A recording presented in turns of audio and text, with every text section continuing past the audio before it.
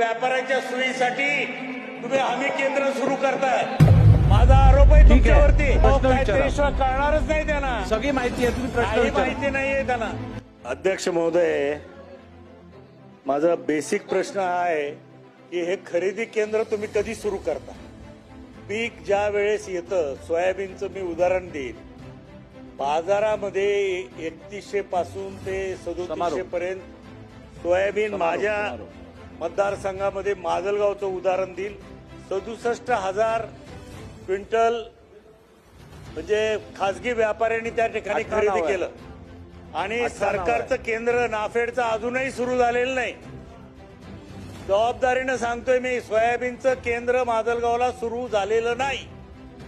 मागच्या वर्षी प्रश्न पॉइंटेड प्रश्न एकदम माहिती देतो ना पहिल्यांदा। नाही नको माहिती नको, प्रश्न विचारा। त्याशिवाय कळणारच नाही त्यांना, सगळी माहिती आहे, तुम्ही प्रश्न विचारा। माहिती नाहीये त्यांना, काही माहिती नाहीये। मी माहिती द्यायचा प्रयत्न करतोय अध्यक्ष महोदय। मागच्या वर्षी खासगीनं 3,30,000 क्विंटल खासगीमध्ये व्यापाऱ्यांनी खरेदी केलं आणि नाफेडनी फक्त 17,000 क्विंटल खरेदी केलं।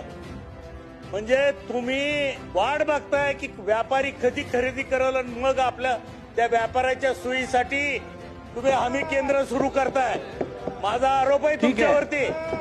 तुम्ही उत्तर घ्या, उत्तर घ्या, उत्तर घ्या। हे खरेदी केंद्र उत्तर घ्या।